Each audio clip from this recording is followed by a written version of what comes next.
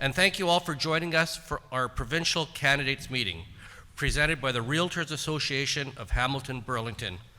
Please note this event is being recorded by your TV for rebroadcast. My name is Terry Caddo, President and Chief Executive Officer of the Burlington Chamber of Commerce, and we're looking forward to this morning's meaningful discussion.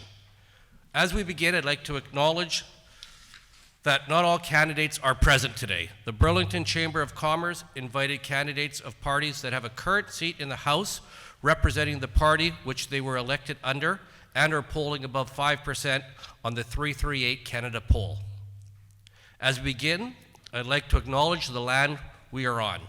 I would like to acknowledge the Burlington Chamber's respect for the rich and vibrant culture of our Indigenous people.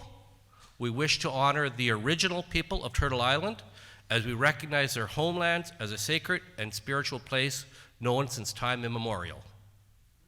In the spirit of partnership and reconciliation, we acknowledge that our membership resides on a variety of territories and homelands. Thank you. I'd like to reinforce that today's meeting format is not a debate, but a question and answer format for our candidates that are present today. At the beginning of this event, we drew numbers to determine the order for the candidates to speak and address each question. I'd like to provide an overview of the rules and format for this discussion. Each candidate will be given 90 seconds for opening remarks based on the order of the numbers drawn. The Burlington Chamber has received questions from our Political Action Committee, members who submitted questions when they registered for this event, and the Ontario Chamber of Commerce. In addition to these, if time allows, we'll be receiving questions from the floor. Please write them down on the notepads provided. Our team will be circulating and they'll pass them along to me. We will try to address them at the end if time allows. Questions can be directed to all or one candidate. If directed to one candidate, each of the other candidates will be given the opportunity to respond based on a predetermined order. The facilitator, myself, reserves the right to edit questions that come from the floor for length and remove any inflammatory comments. Candidates' answers to questions will be limited to 60 seconds. A yellow card will indicate 10 seconds remaining. A red card indicates time is up. The ring of the bell signals for order amongst the room. Now I have power. Each candidate will be given 90 seconds for closing remarks, with the predetermined order being reversed from the opening remarks. With that, I'd like to acknowledge our presenting sponsor for today's provincial candidates debate, Realtors Association of Hamilton Burlington. I'm pleased to invite Lou Piriani, President of the Realtors Association of Hamilton Burlington, to the mic to introduce our candidates. Lou? Yeah, thanks very much, Terry, and good morning to everybody, and to all the candidates, of course. It's not easy putting yourselves out there, and we really appreciate the effort that you folks make. It would have been great to have everybody here, as you said. The Realtors Association of Hamilton Burlington is grateful to be able to, through the Chamber, sponsor this event, which gives local businesses the opportunity to interact in these very important discussions and informative discussions with the political candidates. And so now, without further ado, we have our candidates to my left. First up will be Andrew Drummond, Ndp, and then Kyle Hutton, Green Party, and then Miriam Mana of the Liberal Party. So take it away.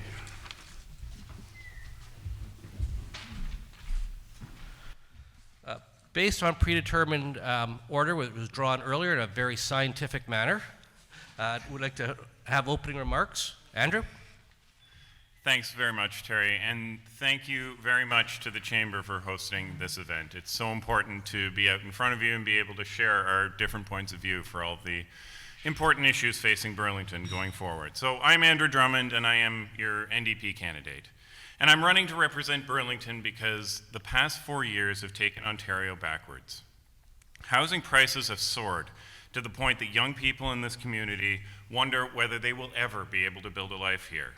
The government has given long-term care homes a pass when they failed to care properly for seniors and have failed to provide the resources people need to age comfortably at home. and our schools are crumbling. Meanwhile, parents have struggled to support their children as they were forced to learn from home through some of the longest school closures in the country. I am incredibly proud of the platform the NDP has put together for this election. It's a platform that will help people in Ontario get ahead, from education to justice, from long-term care to social assistance, from labor laws to childcare. Things in Ontario are broken, but we have a plan to fix it. Thank you. Thank you, Andrew. Kyle? Thank you, and thank you. Sorry, can everybody hear me okay? Cool. Sorry, thank you, and thank you everybody for coming out today, for those listening on Burlington Now Radio and maybe watching later on your TV. My name is Kyle Hutton. I'm 20 years old, and I've lived in Burlington. My name is Kyle Hutton. I've lived in Burlington for 20 years. I'm 31 years old. And I've worked for a small business for the last 10 years near the minimum wage. I know tough times, and I see people are struggling out in the community, whether they're workers, families, or their employers.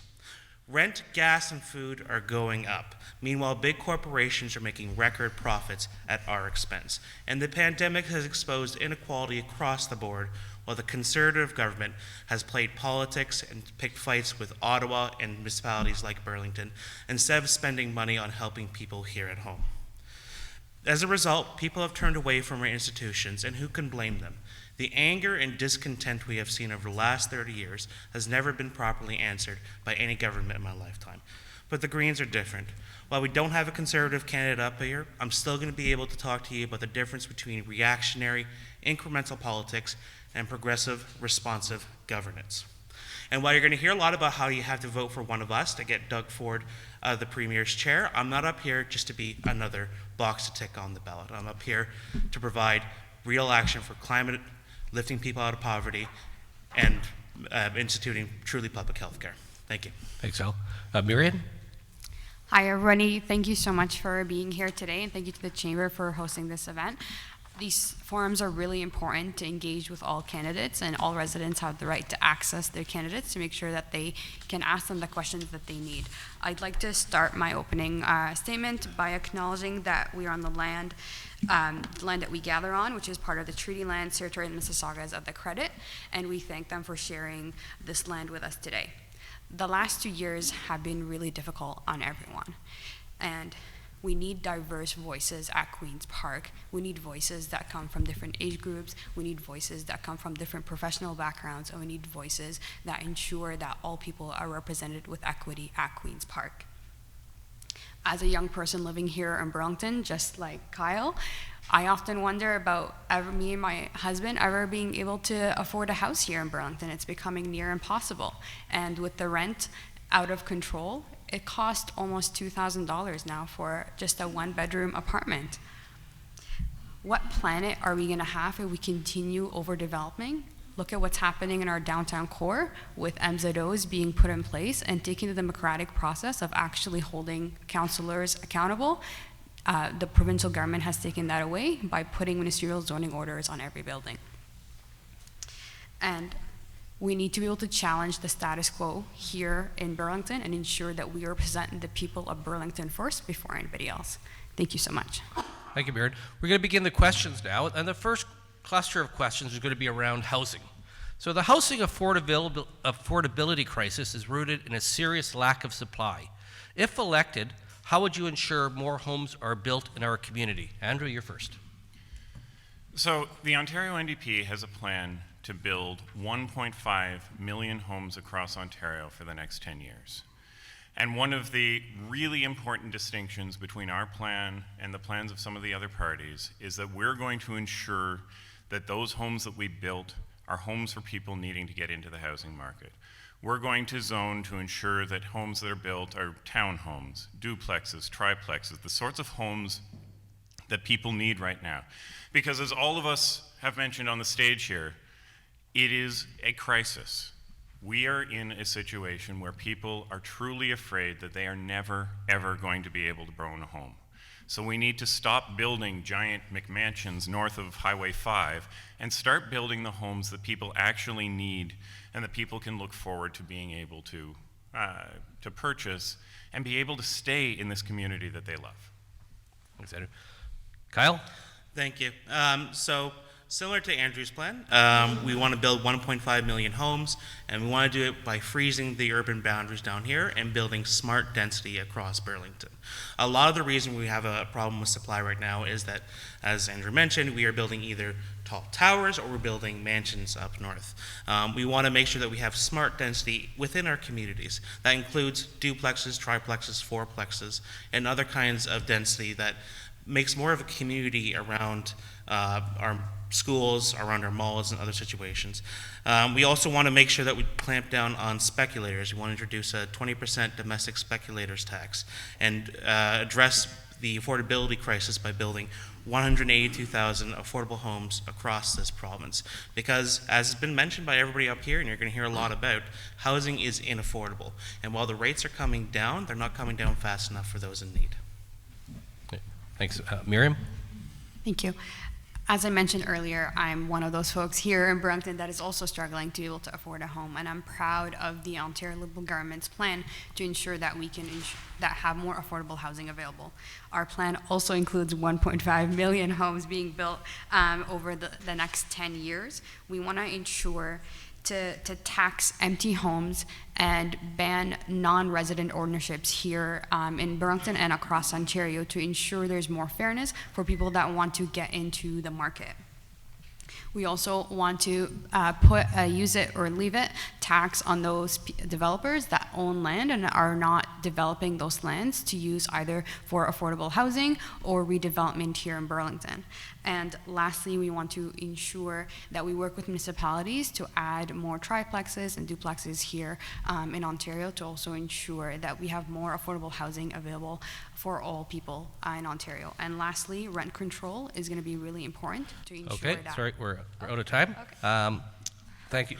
Just want to drill down a little deeper. You're all talking about about buying your first house, and an entire generation is currently priced out of the real estate market. This directly impacts our community as young, hardworking people move away. What will specifically your party do to keep young people here and find them an affordable place to live? Kyle, starting with you. Excellent question. So the Green Plan is, again, focused on making sure we not only have the housing supply, but also affordable units across Ontario. Part of the problem is, as well, that we don't have a labor situation that is allowing people to pay either for their rent or for their mortgages and to live where they can in Burlington. The cost of living has gone up tremendously, and for anybody that wants to own a house in Burlington, they also have to calculate the cost of food, of gas, of transportation, and also whether or not they're going to be able to find livable work here in the community instead of having to commute, which is, as I'm sure many of you know, a heck of a way to go to Toronto during the morning. So here in Burlington, we want to increase our public transportation. We want to make sure that we give more opportunities for clean driving, including EVs, and we want to build the kind of communities that are focused around the community instead of focusing on commuters. Miriam? Thank you. We want to ensure that young people are also able to not only buy, but also to have affordable rent here in Burlington. So we want to make sure that there is rent control available so that if you are not able to buy right now, you are able to work your way to that. And having affordable rent will also ensure that young people can start to save up to do that. We need to also look at affordability overall. So we've introduced a bucket ride province-wide to ensure that you can take any transit system here in Ontario and across Ontario for $1 only. This will be essential for people to commute, and it will be an affordable way for people to start looking at different areas for them to live across Ontario, but also to be able to commute easily from point A to point B. And we want to introduce remove provincial HST off prepared foods under $20, meaning you can buy a bag of salad and rotisserie chicken for under $20, and there'll be no provincial tax on it. Thank you. Okay. Andrew? So, as everyone in this room has alluded, this is something that comes up at the doors all the time. And I know in my personal situation, my house has gone up in value more than 50% over the last 2 years. And people in this community are truly worried that their kids aren't going to be able to live here, that their kids are going to have to move off to Windsor or somewhere up north just because that's the only place they can afford. So one of the things that we haven't talked about yet that we really need to do to go after the housing crisis is to tackle the people who are making money when housing prices go up. We need to go after blind bidding. We need to tax all vacant homes, not just the ones owned by foreign speculators. We need to make sure that housing is being used for housing, that we get the supply that already exists into the market. But I also want to touch quickly on rent control too, because we had I'll cover that in the next question, because there's not time to do it in 10 seconds. So we're going to keep drilling down on this a little bit more.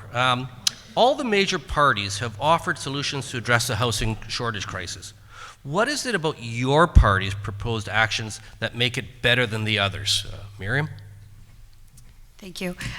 As I've heard from doors, knocking on doors day and night here in Burlington, everyone is afraid either their kids can't afford a home here in Burlington, or that they can't move out because it costs too much. So we believe that we have the best plan, because we want to work with municipalities and give them more teeth, so that we can, for example, look at brownfields that are here in the city and be able to repurpose them and ensure that we can add more affordable housing here in Burlington. We want to work with municipalities to accelerate housing projects and ensure that we can also work with them to move things to online. So, for example, online for development, so that people can easily apply when they're building affordable housing here in Burlington. And lastly, we want to create 150 new jobs through building 1.5 million homes, and this will ensure that we can create more jobs as we afford more affordable housing. Andrew? So, let me go back to my rent control story. We met someone at the doors a couple months ago who's actually a property manager at a rental townhome complex within the city. And she was almost beside herself with what she does in her daily job, which is take units where people have been rent controlled for 20 years and they're paying $1,300, $1,400 a month. And when they move out, she jacks up the rent to $2,800 a month plus utilities and finds a new tenant. This is what's different in the Ontario NDP plan against everybody else's, is that we're going to ensure that there's a measure of rent control that crosses vacancies, that makes sure that there isn't an incentive for landlords to rent evict people, to ensure that we're kicking people out of their homes in Burlington just so that we can raise the rent up to market rates. People need to be able to count on the stability of rent, and that's what the Ontario NDP does, and the other parties are failing to. Kyle? Thank you. So we believe the Green Plan is a masterclass plan because we've been told to. The Toronto Star has reviewed our plan, which we were the first ones to bring out, and the Liberal leader mentioned that the Greens have the best housing plan, and the NDP leader copied much of our plan after it was released. Because while we all agree up here that we need to act, the Greens are the only one to also cost the plan. We want to make sure that we have our proper priorities in place. We're not going to build highways to nowhere up north that nobody wants except for Doug's developer buddies. And we're going to reinvest that into our housing market. We're going to build affordable housing. We're going to bring in rent control and bad faith evictions. And we're going to tackle the problem at its source, which is poverty, by bringing in a livable wage, doubling ODSP rates this year, and ensuring that we have a universal basic income plan going forward for Ontario. Thanks, Kyle. So the Ontario Land Tribunal plays an interesting role in housing development. You know, developers go to the city with a plan, the city doesn't necessarily turn around quick enough, and majority of the time it ends up in front of the Ontario Land Tribunal. In your party's policy, what role do you see the Ontario Land Tribunal playing in meeting housing targets? So the Ontario Land Tribunal has been abused over the last 4 years. 100% that the city has absolutely no control over what building they're going to approve, what zoning they're applying to new developments, and what this city is actually going to build. And their plans for how Burlington was going to grow have been just laid aside by a bunch of bureaucrats at the provincial level who've decided that developers and not the residents of Burlington are going to get to decide who builds what in this city. We don't think that's okay. The Ontario Land Tribunal does have a place in Ontario politics, but it can't be abused the way that it's been done in the last 4 years. One of the things Mayor Marianne Mead Ward is fond of saying is that if the city's meeting its growth targets, it should be allowed to dictate its own growth. And that's one of the things that I believe should be happening here too. We need less interference in local governments and more allowance for the city to dictate the kind of growth that it wants. Thank you. Again, we're missing somebody important up here, which is the Conservative candidate, because while we all have our housing plans at the provincial level, we talked about during the leaders' debate, one of the major issues is the approach that government takes towards zoning and disputes between communities and the province and developers. The OLT, as Andrew has mentioned, has been horribly abused, as have MZOs, ministerial zoning orders. In Toronto, for instance, we've had a housing co-op that was across from a developer's lot, denied use of an MZO because the developer didn't want it, while the MZO is being used to place new developments up in places like Richmond Hill where the community cannot support. We need a new approach in government that says that these tribunals and the MZOs and other processes are there to help communities figure out what to do and not just run over them. Miriam? Thank you. It's really important that it's really important that we all pay more attention to this issue, because what has happened from the provincial government is they've taken on a fully democratic process completely and just ripped it apart. Usually what happens in developments is council takes it to the community gives feedback to the council, and that's how we develop our communities. And as the municipalities are dictated to meet their own they meet their growth. However, they do that by planning their community, by talking to their residents. The provincial government has taken that democratic process completely out, and we need to ensure that we hold them to account on that. And by doing so, if the Liberal Party is government, we need to ensure that we only tackle provincial matters, not municipal issues, and we need to be there to support our municipalities and give them more teeth to plan their own communities. Thank you. So we'll move on to some questions around healthcare. Our healthcare system is challenged in the aftermath of the pandemic. What are your party's priorities in addressing major issues like diagnostic backlogs, long-term care, healthcare staffing, and crumbling infrastructure? Who's first? Yeah, I think Marion's first. Okay. Okay, cool. Sorry about that. It's really important that we invest more in our healthcare system. Our healthcare system has been exacerbated in the last 2 years, and we need to ensure that we are there to handle any future pandemics or epidemics.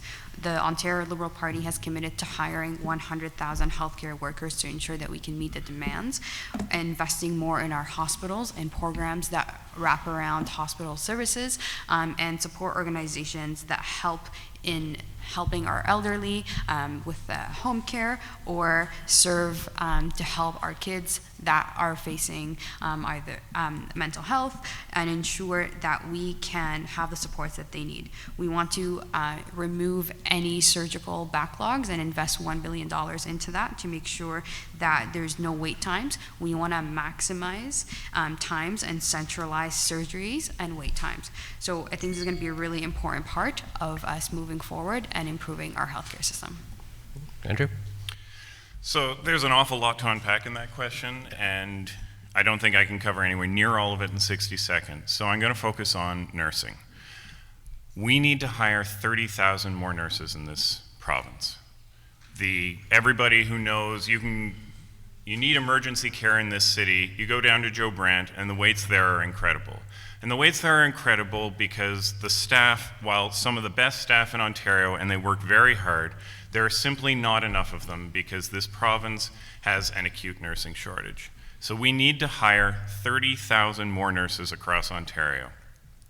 But we can't do that right now because the working conditions for nurses don't support people actually wanting to be nurses. They have had 2 years of their wages being frozen, their vacations being canceled, forced overtime. All of these conditions make it so that people don't want to go into nursing. So to fix the healthcare crisis and the nursing crisis, we need to treat nurses better and pay nurses Thanks, better. Andrew. Kyle? Hi, just to follow up for what Andrew was saying, all of us up here agree we need to repeal Bill 124, which capped wages and bargaining power for nurses, PSWs, educators, and a whole rack of other public servants. In terms of addressing what was a very large question, the Greens want to hire 33,000 new nurses over 10 years, and we want to fast track 15,000 international healthcare workers, so we can start addressing that backlog here in Ontario, which has been growing for the past 20 years, and few have really addressed it. But also, the Green Plan is to start increasing coverage, especially for mental health. We want to decriminalize addiction, and we also want to address the root cause of a lot of health problems, which is poverty. This has been a common theme with me tonight, but if we address poverty, we're addressing a lot of the problems that are facing our society, and that will turn us into a caring Ontario going forward. Okay. A question from one of our members. Do you endorse expanded privatization of healthcare? Kyle? No, absolutely no way. The privatization or the independent clinics, as Christine Elliott was talking about earlier this year, are essentially a betrayal of the public healthcare system. And it means that more and more of our services, which are already being starved by this government and the last government, are going to be offloaded onto users. And while some people are going to be able to afford it, a lot of people will not, and that's not going to have the effect that is claimed. It's not going to reduce wait times. It's only going to reduce service and effectiveness across the province. We need to reinvest into our public health care system, not starve it of resources, which is why, again, we want to expand OHIP coverage to mental health and decriminalize addiction care so we can have a full-rounded system going forward. Miriam? Absolutely not as well. We definitely need to expand our services through OHIP, like mental health, dental, and ensure that the everyday worker and everyday person in Ontario can access the benefits that they need through their OHIP card, including access to psychotherapy, which we all know is very expensive if you don't have those benefits covered. We need to ensure that we hold accountability, and the government is held accountable when the healthcare system doesn't work, and we cannot just sell that off and not know what's going to happen to our healthcare system. We've seen what's happened with for-profit long-term care homes, and we've seen the devastation that happened with that, and we need to ensure that that never happens again. Okay. So I also want to touch on long-term care homes because, as Miriam states, that is the biggest example where we can see in Ontario that privatization of services didn't work. People in private care in long-term homes across COVID were far more likely to catch COVID, were far more likely to die of COVID. It was a horrible tragedy across the entirety of this province, and a lot of it was facilitated by private ownership of long-term care homes. The Ontario NDP is absolutely committed to phasing out any private ownership of healthcare services, including long-term care homes. And we feel that this is an absolutely essential part of our platform and something that Ontario desperately needs going forward. Right now in long-term care homes, the same funding is provided to public services as is provided to private, except the private companies slice 9% off the top and keep it as profit. How can that possibly be a way to properly care for our loved ones? Well, Andrew, I think you read my next question. Fair. What is your party's strategy for long-term care capacity? Miriam, we'll start with you. Yeah. We want to end for-profit long-term care homes, and we want to work with that immediately to ensure that we can take care of our elderly and our most vulnerable. We want to expand services into home care and ensure that seniors can age at home and they have that choice and dignity to make it. We want to invest more money into that and help at least 400,000 seniors to make those choices, and we know that at least 90% of seniors want to age at home and not be forced into a long-term care home. We understand that that may be an option for some people, but it should be an option that they choose, not be forced upon because they have no other choice. Thank you. Andrew? So I think this will be the first time we've disagreed up here. I don't think we need to expand the home care system in Ontario. We need to completely rework it, and we need to completely redesign it. Right now in Ontario, we have a system of patchwork, public and private nurses, public and private providers, and people are stuck with this huge administrative burden on top of not knowing week to week whether somebody's going to be actually there to come and care for their aging parent or their loved one who needs home care. We need to completely redesign this system because nurses are getting double booked and people are waiting at home to see, is my father going to get bathed today? And they don't actually know because they can't count on the home care system today to provide for them and to make sure that their parents can actually stay in home the way that we all want them to be able to. So we don't need to just expand the system, we need to completely revamp it and make sure that we have a home care system that works so people can stay at home with dignity. Okay, thank you. So we're going to move on to some questions around that affect. Kyle needs to answer Oh, that. sorry, I didn't Kyle. get a chance to answer. Yeah, sorry. Yeah, so just as a brief aside, my grandfather had a health scare earlier last year where we had to interact directly with the senior care system in Ontario. And I understand the frustration and the enormous expense that is going on with this system.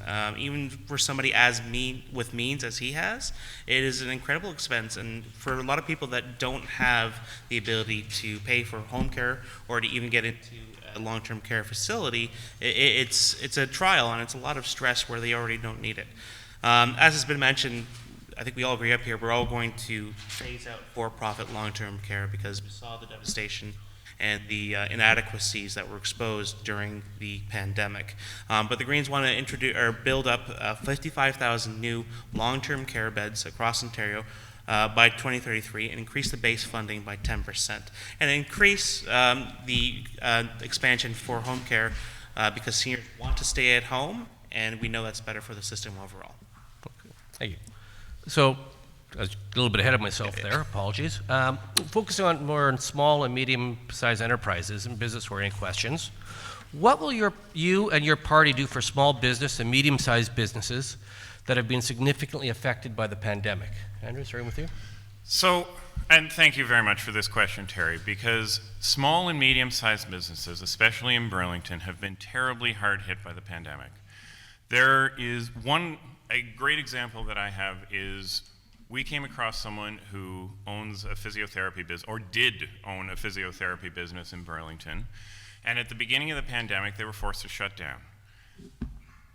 They had a program, the Conservative government brought in a program that allowed you to work with your landlord so you could figure out how to pay rent and get through this and get some government grants, but it all depended on cooperation between yourself and the landlord. And this clinic's landlord just wanted them out of the building, so they didn't cooperate.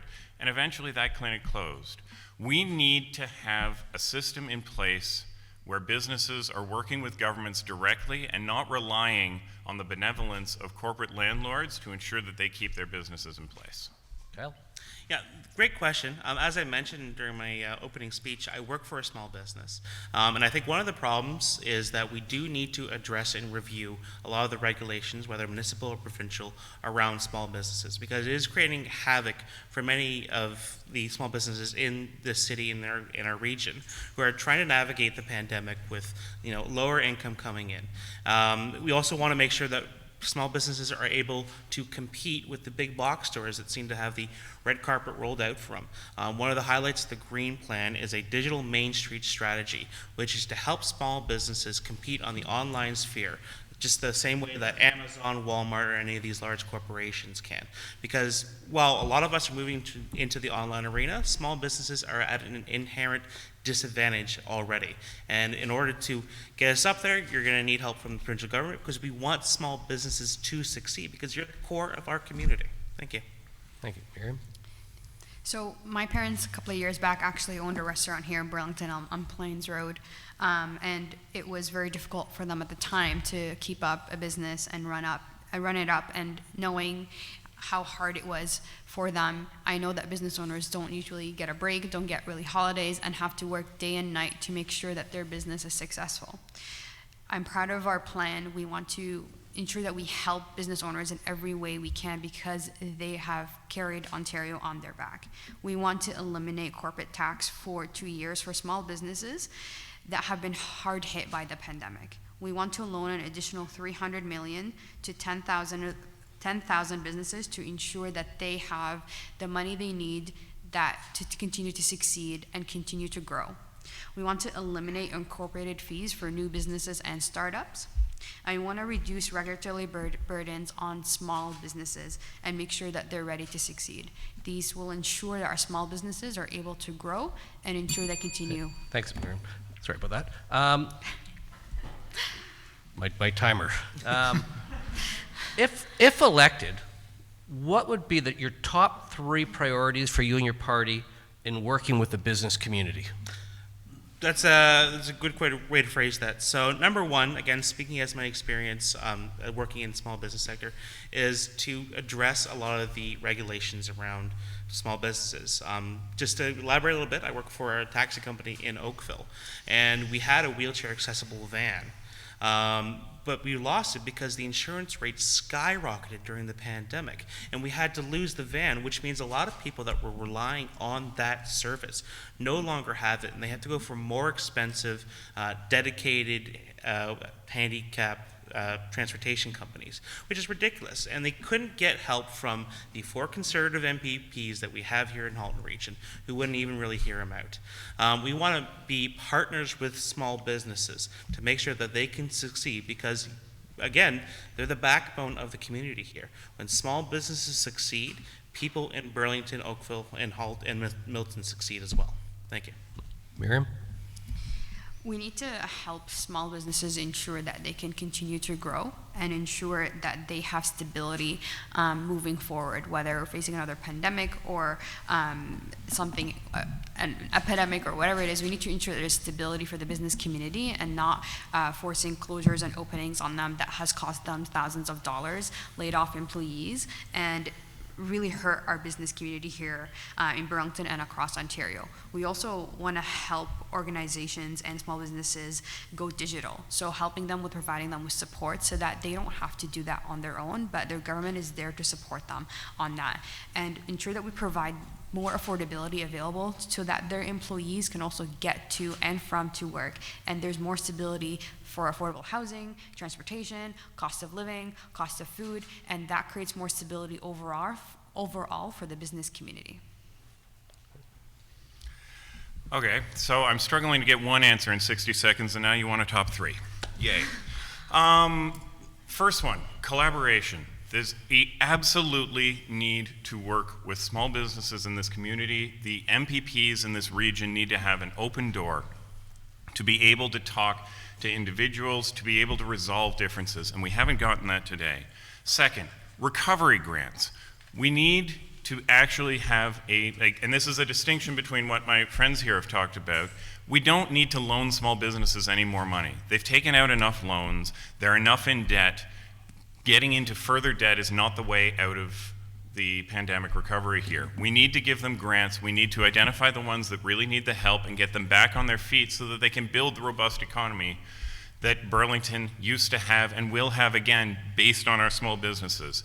And then we need to tackle the labor shortage by building the conditions that make people want to come back to work. And I'll probably get into that in a later answer. Okay. So what steps would you and your party take to reduce business regulations and red tape? Amir? Yeah. So we want to make sure that we work with small businesses and medium-sized businesses to ensure that we are there for them, that we are there to listen to them, and we're not gonna just leave them alone at the hardest times. Like I said, we need to reduce regulatory burdens on small businesses and ensure that we can help them every step of the way so that they don't have that burden as an extra burden. And we want to ensure that when it comes to access to government services or grants or loans, that the government is there for them to make their lives easier and not increase debt or make them close down because we're not there for them. So I'm going to return to the story I told about my friend with the physiotherapy clinic that is a really good example of what the government today is failing at. We need a government that works directly with businesses, not one that says fill out this form and then take it to this person and then get this person's approval and move it over to here. We need to work directly with the small businesses. It doesn't take that much effort to provide things like recovery grants. You shouldn't have to fill out 10 forms and get 5 different people's approvals. That's what the Ontario NDP is going to bring here, a promise that we're going to work directly with the businesses who need the help and not focus on making sure that the big corporations are all on line with what it is that we're doing. So just to go back to what I know, with my company in Oakville, part of the problem is that it feels like, as a traditional taxi industry, we are over-regulated. We have the municipality that judges and sets our fares, they set our rates, and they often come look at us and say, are you doing this wrong, you're doing that wrong, etc. And while they might be for very good reasons in the past, the fact is that they're also not being applied fairly. Gig workers and gig industries like Uber or Lyft are not having the same rules applied to them, which is undercutting our own business. So one of the plans is not only to reduce regulation in terms of, the unnecessary bureaucratic mess that a lot of municipalities and provinces put a lot of you in, it's also to make sure that these rules are applied fairly across the board, including new regulations on gig economy for both the workers and for the owners of those companies to be in line with everybody else here. Thanks. Thank you. So, starting, I guess for Kyle, this question. Where does small and medium-sized business and job creation rank in your priorities, and what are some of the steps that you would take to support small and medium-sized enterprises? Who's first? Oh, I think it's, sorry, Andrew. Sorry. Yeah, Sorry, can you repeat it? sorry, yeah, no. Where does small and medium-sized business and job creation rank in your priorities, and what are some of the steps that you will take to support small and medium-sized enterprises? So, without small and medium businesses in Burlington, there is no Burlington. So that should be a good indication of where it is in my priorities. We absolutely need these businesses to provide the good jobs that our community needs to be able to move forward. What we're going to do to support small and medium-sized businesses, we all know how much they've struggled. We all saw in the pandemic when Walmart was allowed to stay open and sell whatever it wanted, but retail stores on Brant Street had to close. We know that wasn't right. And we know that we need a government that is going to prioritize ensuring that these small and medium businesses stay open. And what they really need help with right now, because we've taken meetings with different BIAs across the city, is they need help with the labor shortage. They need conditions and social services that make it so that people want to go back to work, so that people have the time and the freedom that they can better themselves by taking a job and providing that labor that Burlington desperately needs. So let me talk about something that is near and dear to my heart, as you could probably guess, climate change. So as we get into, worse outcomes with climate change, where we have to adapt as a city and as a country, businesses are going to have to adapt as well, which is why a part of the Green Plan is to bring in a climate adaptation fund for municipalities, as well as help businesses reduce their energy costs through various green retrofit programs, as well as tax incentives to encourage you to bring in things like EV chargers in your parking lots and reduce your own energy costs through retrofits and make the greener choices that are going to help both the climate and our community move forward together.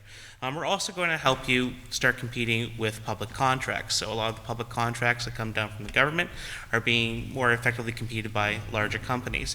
The Green Plan is to help small businesses, small medium businesses, compete better for those contracts, so you're all taking a bit of the pie home with you. Miriam? As you know, I grew up in Burlington with my parents having a restaurant here in Burlington, and it was, very challenging for them to keep their doors open. And we need to make sure that we address affordability in Burlington overall for businesses. We need to make sure that we actually fill the labor shortages, which is the number one thing that we've heard across Ontario. And we need to bring internationally trained professionals that can fill the skills that we need to make sure that we fill these gaps.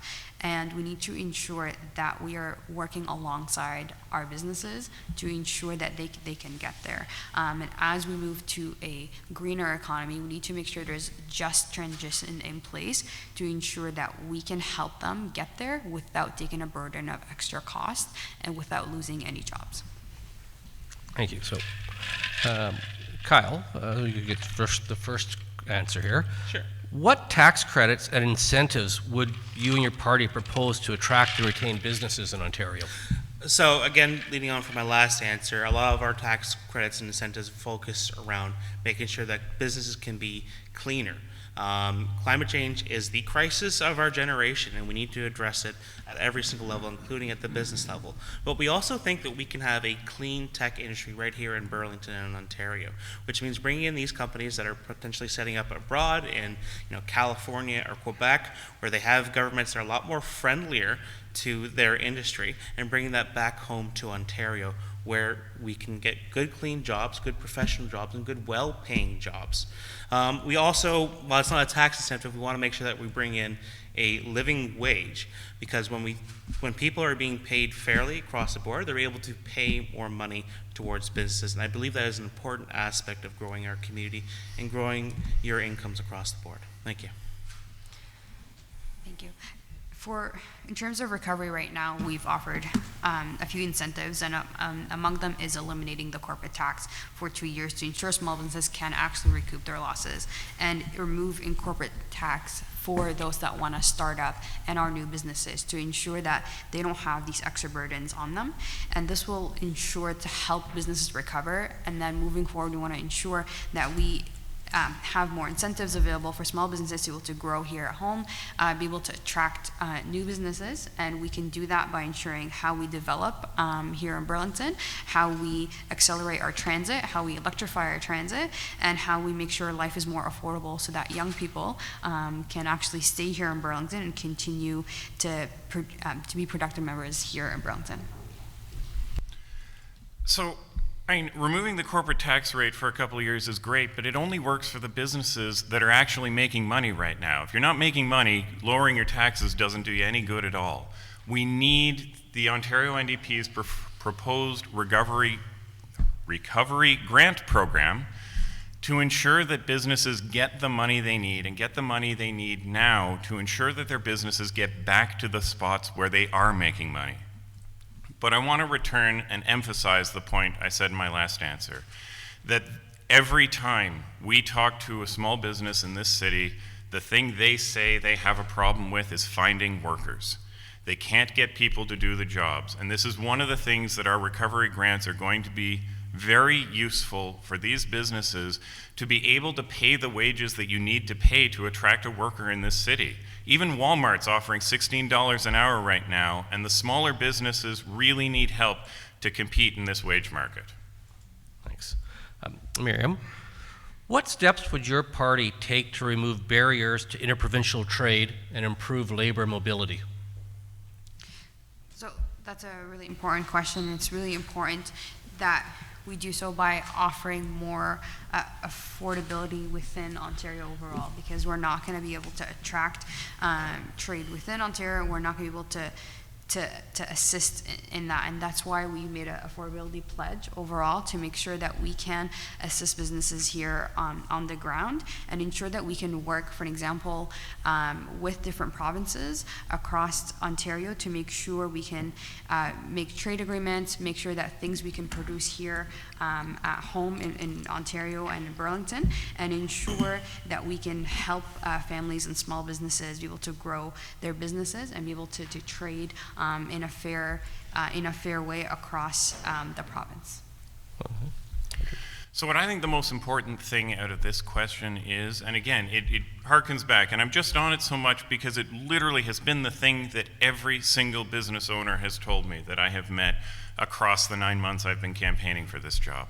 It's that we need to attract more workers. So what we need to do in terms of interprovincial relations is find a way to make Ontario attractive for people to come and work. And this is why the social programs the Ontario NDP is going to bring forward is going to make it easier for workers to come here, and for workers to look at Ontario and say, yes, that's a place that I want to come work. That's where I can get a good job, and that's where my family is going to be taken care of. One of the big examples of this is the childcare program. We delayed and delayed and delayed, and every other province now had childcare and is implementing childcare faster than we will. The Ontario NDP is going to dramatically accelerate the implementation of the federal childcare deal so that people can get the childcare they need to go back to work. Right. Sorry, Kyle. Sorry. So yeah, it is important, as Andrew mentioned, that we have a government in Queen's Park that is not going to play politics with Ottawa, because Ottawa is the facilitator for removing those interprovincial trade barriers, as well as attracting new businesses here into Ontario that might have another shop set up in Manitoba, Quebec, or wherever, right? It's extremely difficult to try to do business across these provinces sometime. And it doesn't help when we have a premier that seems fit every other week to set up another fight with the federal government.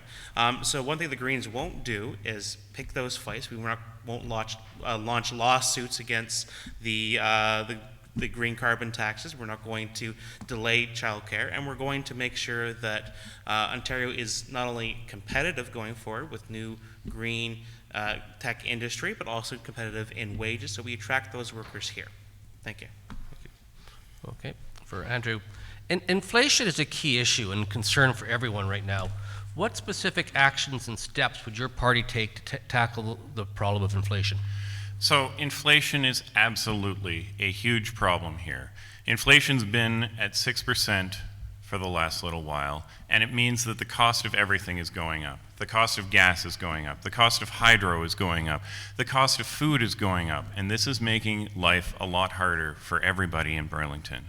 What the Ontario NDP is going to do about it is, one, we're going to start tackling gouging in the auto insurance sector and in gas prices, because it's not fair that people are paying a different price for gas every single day and that they don't have any stability in that market.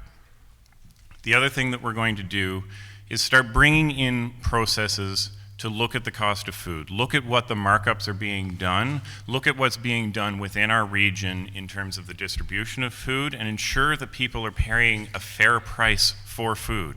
Because these are the essentials that everybody needs every single day, and it's important that the government's got their back to keep these prices down. So, completely agree with what Andrew said. Gouging is a serious issue, particularly with gas right now. As everybody knows, we're above $2 now. I don't remember in any time in my lifetime, at least, it's been that high, and I'm pretty sure none of you do either. But one thing we want to address is that, if we had started making the investments 4, 5, 10 years ago into building up the EV infrastructure in this province, we wouldn't be having to deal with these high gas prices. But when the Ford government came in, he ripped up any plans we had going forward and has not offered incentives until starting to become election time to increase EV use. Who would rather spend $120 to fill up their gas tank over $15 to charge their car? Part of the Green Plan is to offer help to make those changes so we can avoid giving more money to big oil and big corporations. And just to talk about food a bit, what we're not going to do? We're not going to put a highway through our farmlands up north that is just going to take away more of our local food products. It doesn't make any sense. If you want to tackle inflation and costs, that's where we got to go. Miriam? The other day, I just met an older couple here in Burlington who lost their jobs recently and, have been living on subsidies in Hutton. And they are still renters. They still work minimum wage jobs. And they told me that they had to have a checklist for what groceries they could purchase because they couldn't afford it all. And that broke my heart because we shouldn't have to face this problem here in Burlington or across Ontario.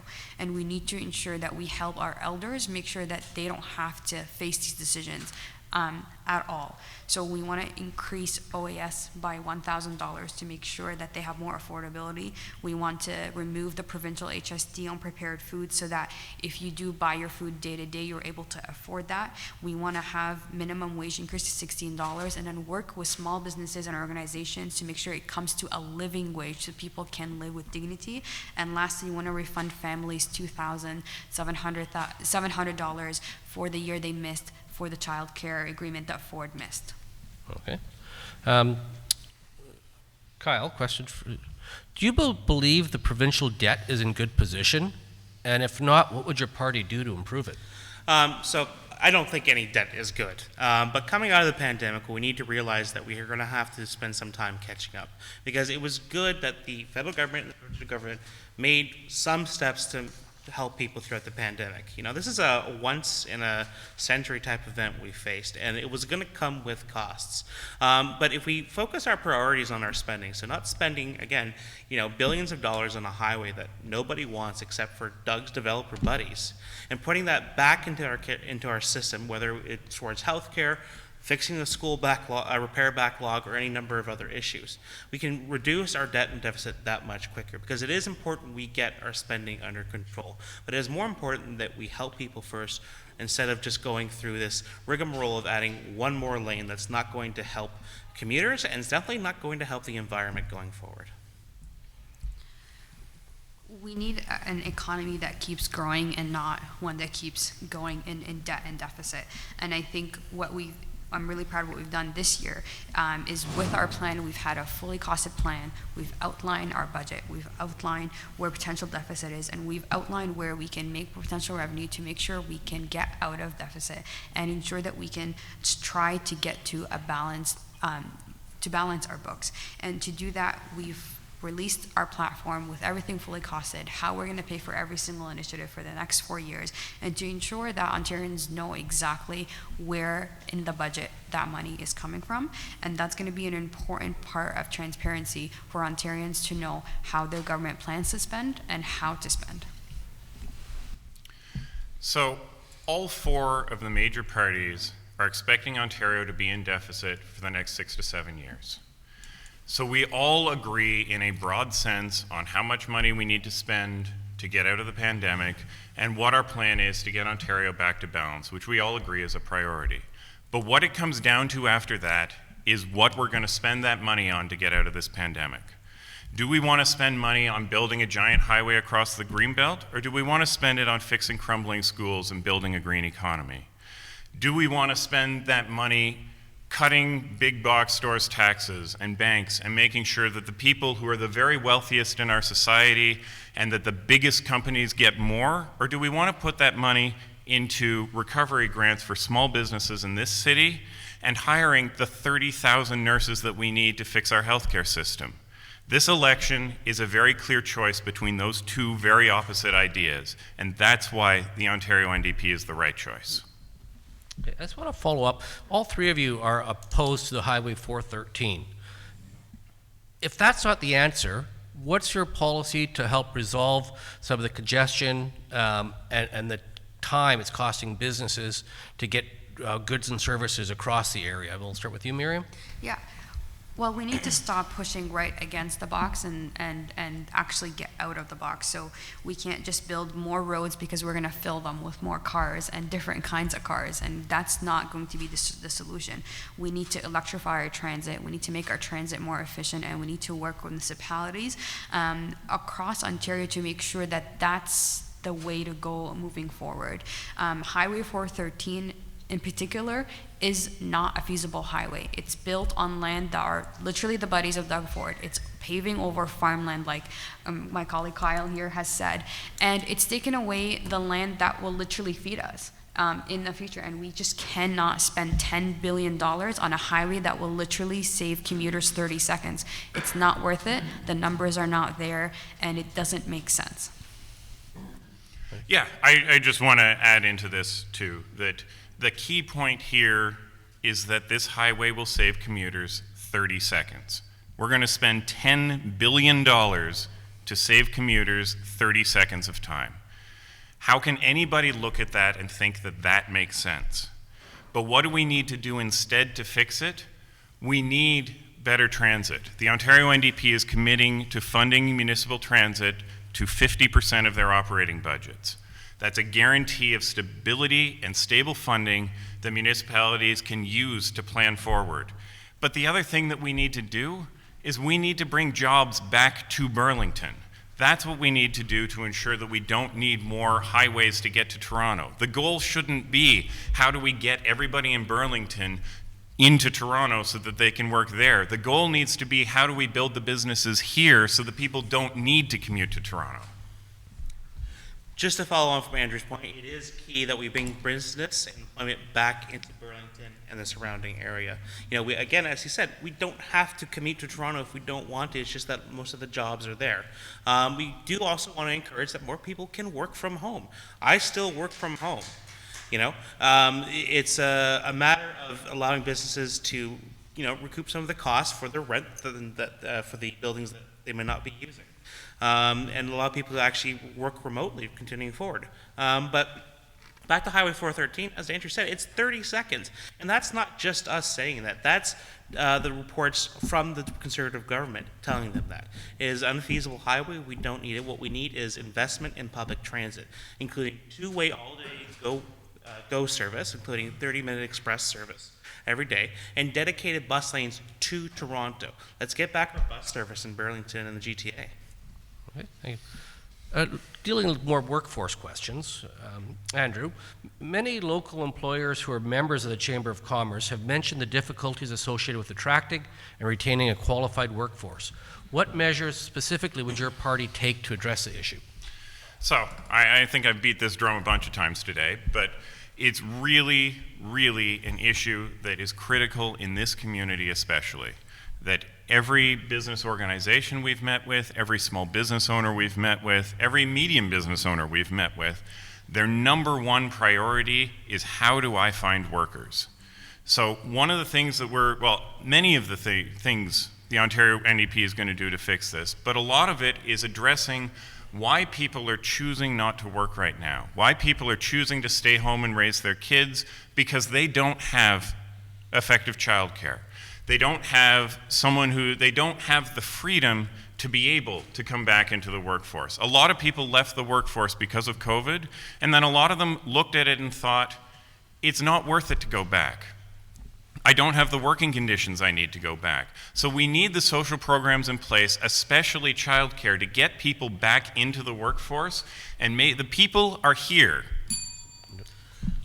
So, childcare is extremely important, and as has been mentioned up here already, the fact that we had to wait months for Doug Ford to do his little dance with the Trudeau government around childcare is ridiculous, frankly. We don't have to have a government at Queen's Park that likes to play politics around election time. We need a government that's actually going to help people, especially after the pandemic, which for a lot of people, we're still in this. Either they're still facing the ramification, the consequences of their businesses shutting down and they're trying to make up income, or, it's the fact that they just don't have an industry anymore here in Burlington that they can go to that will utilize their skills. But as has been mentioned before by myself, a living wage is important. People don't want to go to work, and speaking as somebody that works near the minimum wage, it is tough to go into work every day knowing that I'm not going to make enough money as a full-time worker to get the money I need to survive in this city. We need to bring down costs and introduce an affordable, caring Ontario going forward. Yeah. I agree with Andrew and Kyle here, but we also need to make sure that we make life more affordable so that families can make the choices to be able to work here in Ontario.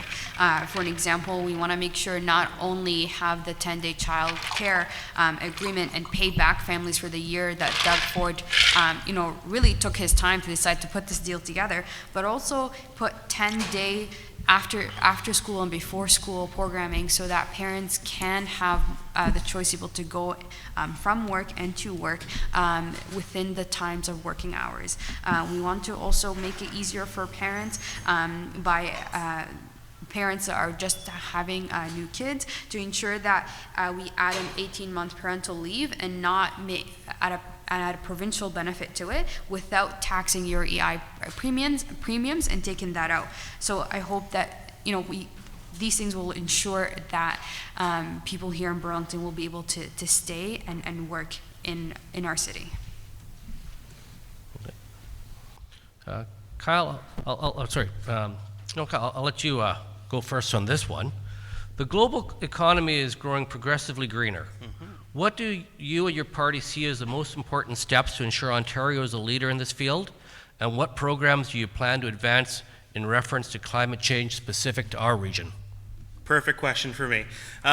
So one of the biggest steps is we need to have a plan in place to reduce our emissions. Nobody's going to come here in the green industry or look at us seriously if we don't have a serious plan in place. The green plan wants to go net zero by 2045, 5 years earlier than what's offered by the provincial or the federal government rather, and 5 years ahead of what most plans are offering. And we want to introduce a $300 per ton carbon tax across Ontario by basically the 2030s, because this is what needs to be done. Big polluters need to pay because we need to get off of our carbon economy here, and it includes bringing in, as I mentioned earlier, clean tech. We need to bring in the incentives and show that we are serious about actually doing that. We had a fantastic program with California and Quebec a few years ago. What happened to it? Doug Ford happened to it. And we can reverse those changes and start to move forward on a green economy here in this province. Miriam?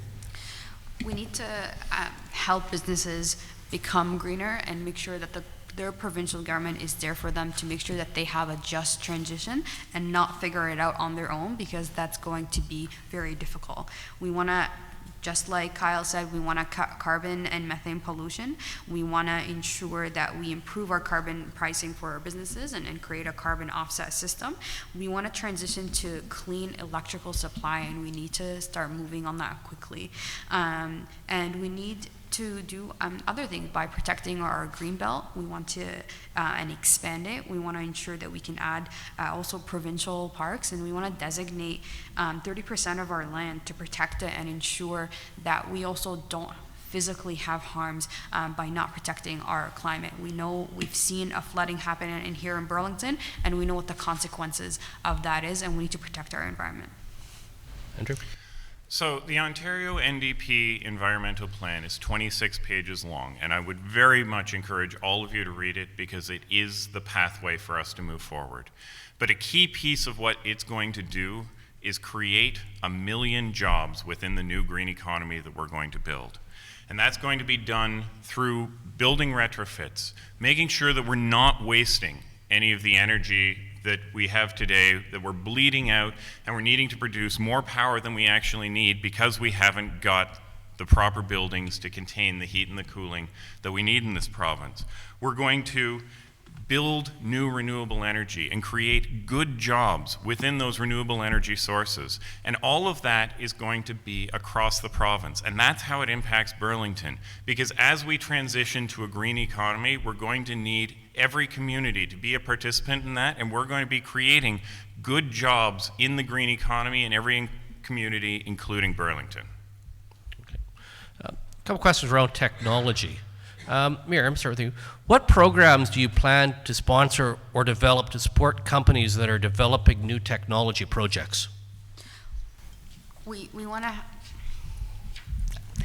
to ensure that we help businesses innovate and actually provide incentive for those that do innovate, especially technological, with using technology to ensure that they have also the tools that they need to be able to do so. We want to also allow more room for them to become innovative and kind of take out the red tape and put more incentives on that. And I think that will really help create a more competitive market and will really help businesses innovate and create really cool tools technologically for their businesses.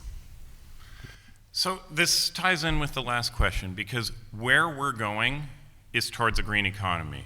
What we need to be building in Ontario is new innovative solutions for how we can bring down our emissions, how we can save companies money on energy, and how we can make sure that what we need 10 years from now is less than what we need today. And that's where our energy is going to go. Our energy is going to go towards encouraging those companies who are producing things with less waste, who are producing things using less energy, and ensuring that those technological solutions that people are developing today and that people are implementing today and that are being done right here in Ontario are things that are supported by the government. We need to ensure that everyone who is doing things to make our future better for everyone is supported by the government, and that includes the green technologies that we know we all desperately need. So I wholeheartedly agree with both Miriam and Andrew up here. We need to make sure that we're attracting the industry that's going to help us solve a lot of the problems we face with green technology, including EV batteries. Doug Ford, just before the election, offered a new EV battery program that's going to help improve the technology, and that's important. That's a good step forward. But I do want to reiterate that technology is not necessarily going to save us. Carbon reduction, a reduction in our greenhouse gases will, which is why we need to bring in both the infrastructure to help us reduce our emissions, whether that's through cars, through energy emissions, and not building new gas plants and new highways. But we need to also help people make the proper choices going forward. We need to make sure that they have the capacity, say, to put up new industries that require a lot of electricity, because we're going to be facing an electricity crisis going forward, but we need to do it with renewables, not with new gas plants. And Andrew, back to you. The pandemic has highlighted the digital divide. You know, North Burlington is one of the least covered areas of internet connectivity in the province. what needs to be done, and what's your party's plan to solve this the digital divide? So, I love this question, Terry. Thank you very much. The Ontario NDP has a plan to ensure that every person in Ontario has access to high-speed internet by the end of 2024. And that includes people in North Burlington who are struggling with poor quality satellite internet right now that isn't meeting the needs and doesn't facilitate people working from home, people doing the things that they need to do. The internet is critical to everybody in this province now, and we need to recognize that, and we need to understand that every person should be able to have access to the internet no matter where they live. But the other key piece of what we're going to do to make sure this happens is that we're not going to depend on the large corporations to provide that infrastructure. We're going to give the opportunity to anyone, any company, small companies, medium-sized companies that can provide internet infrastructure. We're going to make sure that they get those opportunities and that we just don't give out these programs to the big corporations. So just to follow on from Andrew's answer there, we need to increase competition. There's a common joke that sometimes people say is Canada's 3 telecom companies dressed up a trench coat. You know, we have a system that is monopolized by large corporations that seem to be getting away with, you know, further and further envelopment of our local services. You know, it's great that we, in Burlington area, we have Cogeco, which can provide at least a local service. But a lot of these smaller telecom companies that want to start up and increase service out into areas like North Burlington, or reach out to lower income customers. My uncle, for instance, has I think it's Freedom Mobile now. I'm not really sure what they're called currently, but they can't get proper service all the time because they don't run necessarily on the same networks, or if they do, it's not as good coverage as possible. We want to make sure that these businesses have the opportunity to use that infrastructure and not be drowned out by large corporations. Incentives and equity are key here. We need to ensure that we also prioritize our rural community overall, and part of that is in North Burlington. And we need to ensure that we provide incentives so that there is competition and we can provide good services available to our rural community. This is an equity issue, and we need to ensure that they have the same access to those that live in the south part of Burlington. And this will ensure that there is people that are able to access businesses perhaps online or work from home, or perhaps they have a small business in the rural community and they need to ensure that they can sell their products online as well. So we need to make sure that every piece of our legislation or policies that we put forward, equity has to be at the center of it. Otherwise, we're not going to be serving the communities that matter the most to us here in Burlington. Okay, this is what our audience has asked us to circle back around first-time home buying. And do you support making it easier for first-time home buyers to get into the market, and what policies would you have to do that? Starting with me? Yep. Yeah. So I think it's been mentioned before, but we want to end blind bidding, which keeps a lot of first-time home buyers particularly out of the market because they're not sure what's going to happen, and increase costs for them as well. We also want to basically just lower the costs in general. While we are seeing a bit of a shrinking in terms of costs, it's not coming down fast enough for a lot of people.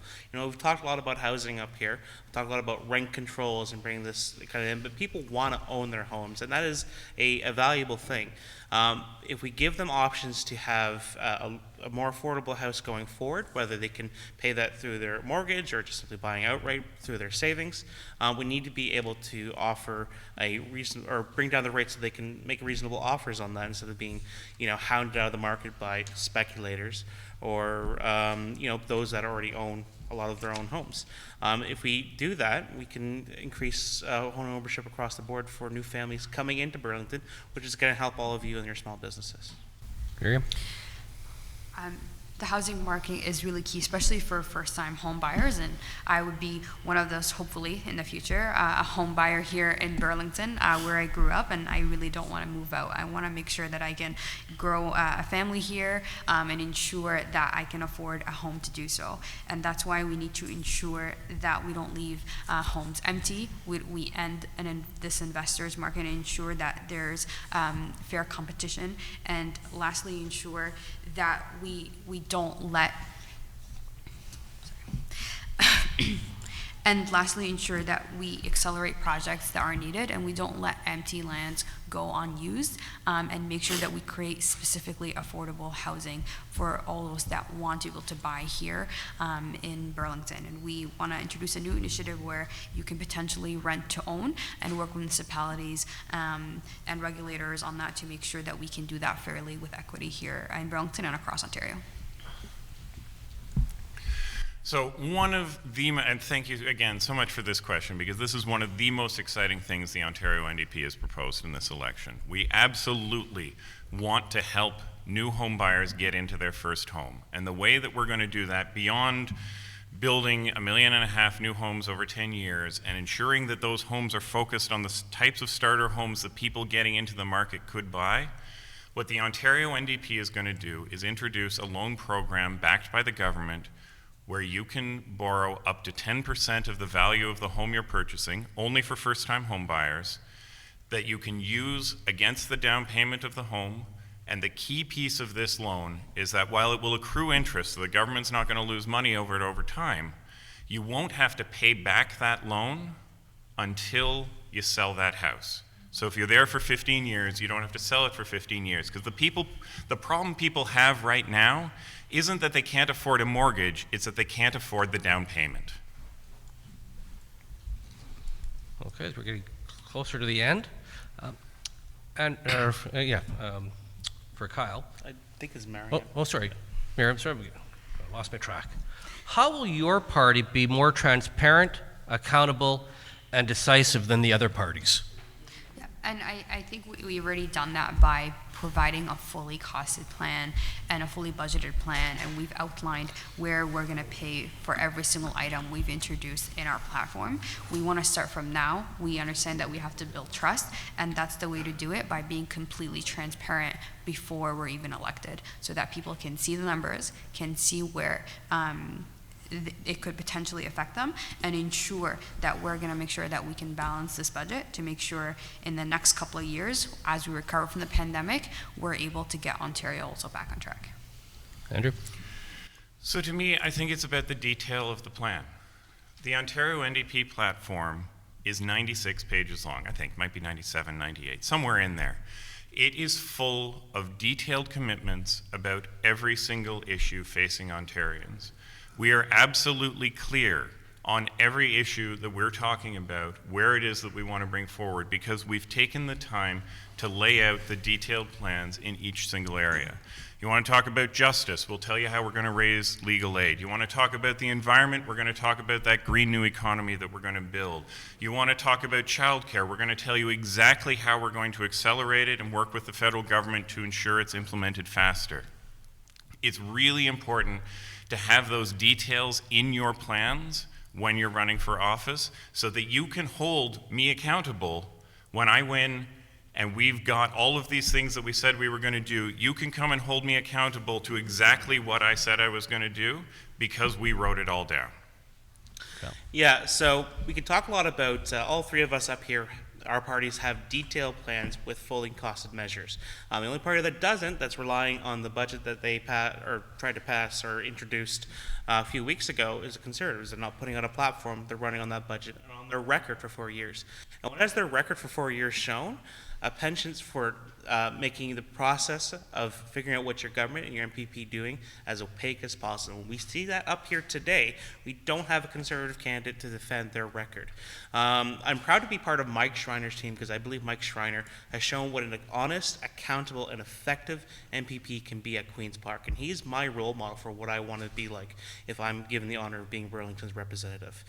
He explains every vote exactly why he wants to vote this way, or why he wants to propose this amendment, or what he wants to do to show Ontarians and his constituents exactly why he made that decision going forward. Because accountable government is important for all of us going forward. Thank you. One last question before we get into final remarks. I wasn't sure whether to ask this first or last, and you might cover it in your final remarks, but in case you don't, I want to ask, what made you run for office, and why do you think you're the best candidate to represent Burlington? Andrew? Yeah, no, I think it's a really good question, and thank you for asking it.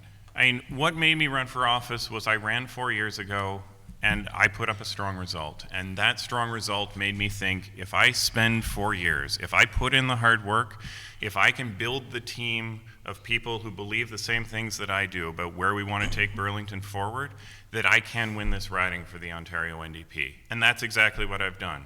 From the day I lost 4 years ago, I have been working, meeting with people, meeting with organizations, building a team, doing the fundraising that's necessary to run a good campaign and take these ideas that we've been talking about to the people of Burlington. I've been at the doors for 9 months now, knocking doors, making sure I talk to every single person I possibly can, because I want to make sure that I'm the sort of MPP who people can talk to, that my office door is open, not closed, and that when you need help, that me and my team are going to be there for you.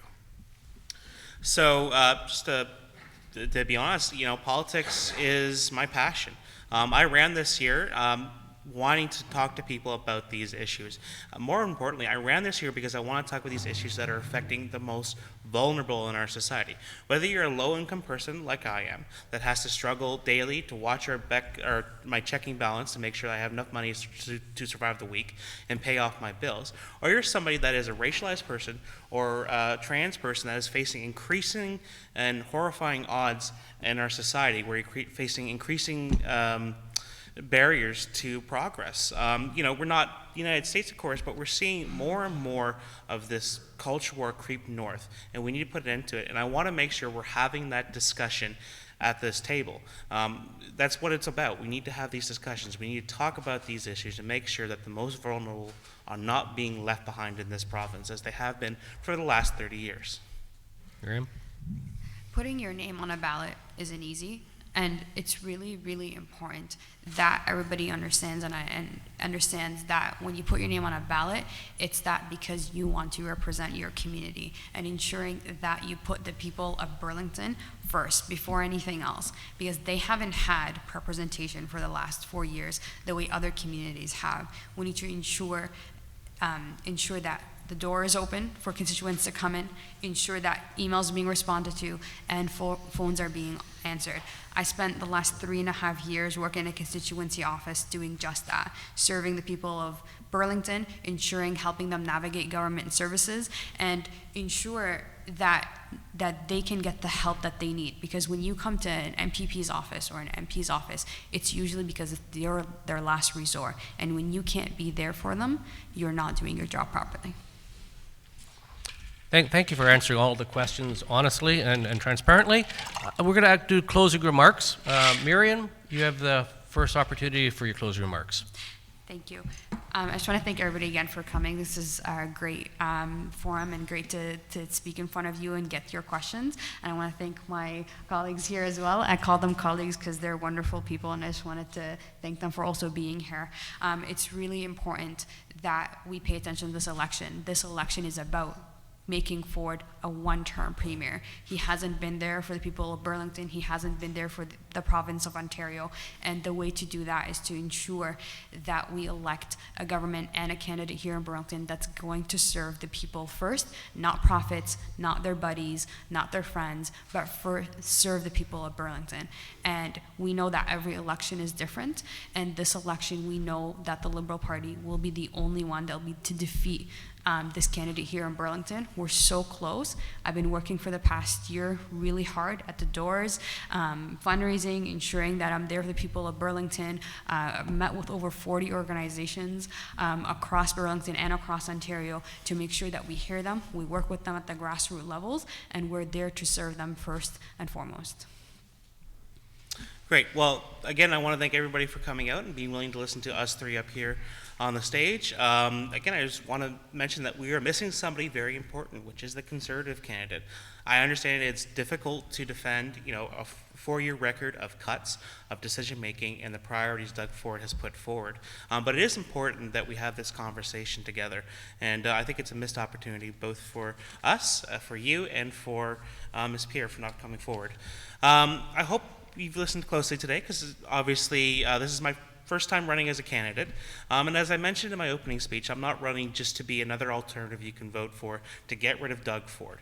I'm running on the issues. I want to make sure that Ontario and Burlington have an opportunity to listen to what a climate conscious, a income conscious, and a public sector conscious candidate will look like. Somebody that's going to help people move forward in this province instead of just batting back and forth as we've seen for the last 30 years.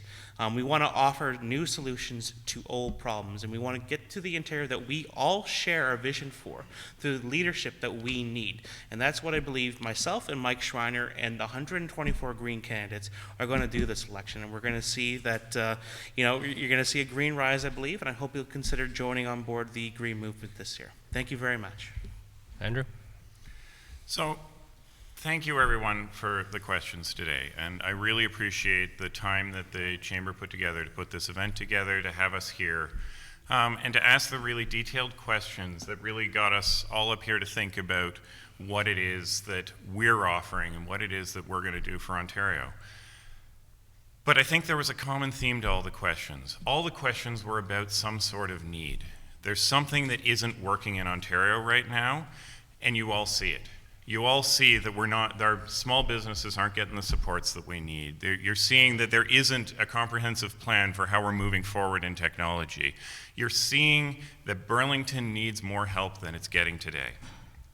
And one of the things, just to beat on a couple of the issues that we really talked about today, what we need to do is fix the labor shortage. The most important thing we need to do for business in this city is find workers to get jobs. And to do that, we need to be providing families with a reliable education system that's not in and out of schools. It needs to be safe and it needs to be stable. We need a healthcare system that works. We need paid sick days for people so that they cannot be afraid to take a job, because if their kid gets sick, then they're just going to lose that job. We need to have these things in place so that workers can be confident to take the jobs that we need them to do in this city. So, as I think has been abundantly clear today, there are lots of issues facing Ontario, but the important thing is we have a plan to fix it. Thank you to the candidates that joined us this morning at our provincial all candidates meeting. On a personal note, the Chamber's had a number of events recently. All three of our candidates have been out to them, met a lot of Chamber members. You've been really receptive hearing the ideas and the challenges that are facing business. So on behalf of the Chamber, thank you. Thank you to our presenting sponsor, the Realtors Association of Hamilton Burlington. Thank you, Lou, and your team. Election day is June 2nd. Make sure you find your election day polling location. If you have any questions, you can call the Chamber or look online at Elections Ontario for more information. The Chamber has a number of upcoming events for Chamber members and people that, if you're not a Chamber member, you should be. We've got golf every Tuesday all through the summer. We have our learning series at Tech Place. The next one is June 10th on social media. Our next Business After 5 is at the Burlington Lawn Bowling Club, home of the Canadian Championships this summer. And most importantly, on June 28th, we're celebrating small business with our awards gala at the Burlington Performing Arts Center. Make sure you register early for our events. We have lots of things coming up. Thank you again for joining us this morning, and we hope to see you at all future Burlington Chamber of Commerce events. Thank you, candidates. Thank you.